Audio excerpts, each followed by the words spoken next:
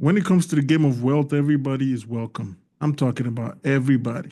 Whether you're just working a regular job, you have a specified skill, you have a talent, you own a business, you don't own a business. As a matter of fact, even jobless people are welcome to the game of wealth. Today, I want to talk about how being wealthy works. When it comes to being wealthy, most people think you have to have a significantly high income to be able to qualify. That is false. You could just have a job. You could have a skilled job. You could have an unskilled job. You could be just a carpenter. You could be an Uber driver. You could have talent, no talent. You could own a business or not. You could even own a nonprofit and still play the game of wealth. Why is it so? It's because when it comes to playing the game of wealth, it's not about how much you earn. It's about what you do with the money that you earn. Take, for example, I rent cars on Turo. The cars are my asset. The people that rent the cars and use them temporarily, those cars are a liability to them because just in case they incur a ticket like this one, they have to pay. And as soon as they take the money, pay the ticket, that money is gone forever. They will never get that money back. But for me, the owner of the car that's renting the car on Turo, that car is an asset. Come what may, after the rental and the car returns to me, I earn an income. And as long as I own that car, I'm always going to have income.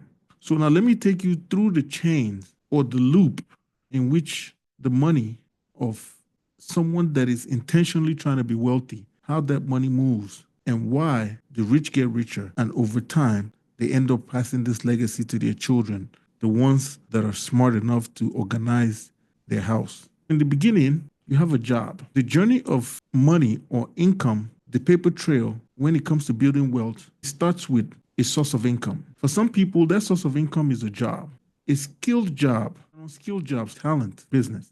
So when these people that have all these different sources of income, they get paid, that money comes in form of cash or equity.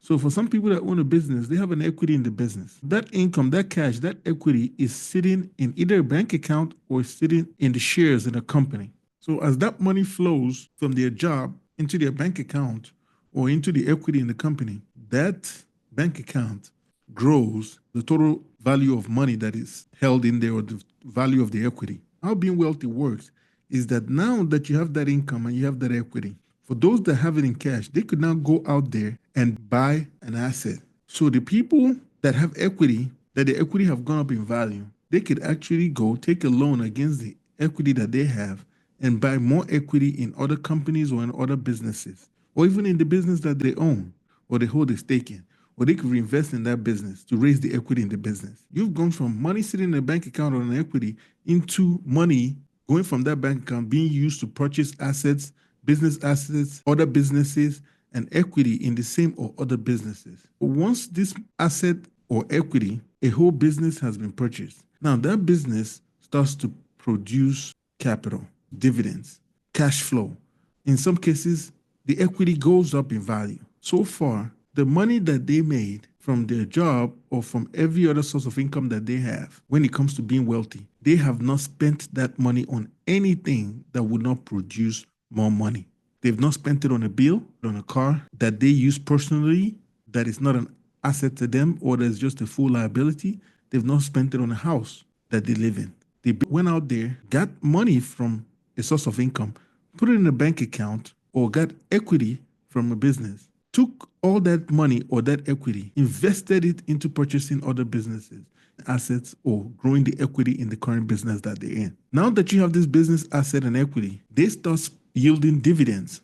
The business starts to cash flow, the asset starts to cash flow, the equity goes up in value. At this point, the business owner or the equity holder has a choice. They can now take that money and put that money into a business, a savings account, life insurance, or they could put that money in a trust. At this stage, they now have expendable money because the money that they have at this stage, this is what I call stage 4, is not money that they worked for. It's the money that they worked for made. They earned some money, turned that money into a foot soldier to go kill and bring back some more money. And now they're spending the money that their money brought back. At this point now, they can afford to use the dividends, use the cash flow, and use some of the equity that grew to actually pay their lifestyle. And that lifestyle will be in the form of expenses. So now the wealthy person from their cash flow can now go buy a car. They can afford to go buy a house. They can afford to go on vacation. They can afford to improve their lifestyle or keep their lifestyle at a level that is actually not hurtful to the whole chain. For the smart people that are on their way to being well, they buy businesses, they put money in savings account, they put money into life insurance, they put money into trust from the cash flow, dividends, and equity. They're doing all this while they're actually taking care of their lifestyle and their expenses. So now money moves from the dividend, cash flow, equity box, which is box 4, into box 5, goes up into the expenses box. Any money that goes into expenses is never coming back. That's just the reality of it. Some of the money that they put away into their businesses, into savings, into life insurance, and into their trust, some of this money goes back into box number 2, which is like an income cash equity box. This is the box that holds the money that comes from the job that they do, the income stream that they have, their primary source of income. Every other box leads back to box number 2, which is the bank account from which investments are made to buy more businesses and assets and invest in the equity of companies. Individuals like this just create that cycle where they work a job, that job or source of income pays them some money, or the business grows in equity, the equity holder in that business. They go and buy businesses or buy assets or grow the equity of a company. And from there, those businesses, assets, and equity in companies grow and yield dividends, cash flow, and even increase in equity. They spend some of the money on their expenses and their lifestyle, and the rest, they move it into businesses, savings, life insurance, and trust. And the cycle just continues over and over again. The money from the businesses, savings, life insurance, and trust goes back into the income, cash, and equity, and it continues going over and over again. This cycle is going to continue as long as the expenses does not outgrow every other thing going on in this cycle. At any point in time, the business asset equity, the dividends, cash flow equity, and the income, cash, and equity boxes have to always be larger than the expenses. At any point, if the expenses becomes larger than any of all these other boxes, that is when being wealthy fails. People always think that once you're wealthy, you can never go back to being poor. That's a false narrative. If you're wealthy, going back to poverty is just one or multiple wrong moves away. Even wealthy people have to be very careful when living their lifestyle, improving their lifestyle, or spending money so that they do not fall victim to the expense box. Once your expenses grow beyond proportion in comparison to your income and the money yield and coming from your cash flow and dividends, there, my friends, is the case by which a wealthy person goes back to being a poor person. And this process could take years, decades, sometimes even a century. But don't get it mistaken. Wealthy people, once in a while, go back to being poor, especially when they have passed on their wealth to family members that didn't know the struggle or do not identify with what it took to build their wealth. They're not so prudent with how they spend money. In the process of trying to keep up with the Joneses or build a lifestyle character, the expense box grows larger than the income box, the cash flow box. But the ones that do it right, what ends up happening is that towards the end of their lifetime, those businesses that they've built, the savings that they've accumulated, their life insurance policy, and even the trust that they have gets transferred to their children or foundation or some legacy pathway that they've created to continue the work that they've been doing on earth. In summary, how being wealthy works is that you get an income or you get paid from an income stream or an equity that you build in a company. You use that income or that equity to invest in, buy more equity or buying businesses and assets. The assets, equity that you build in businesses yield dividends, cash flow, and even more increase in equity. You use all that income to buy businesses, put some away in savings accounts, in life insurance policies, and in trust.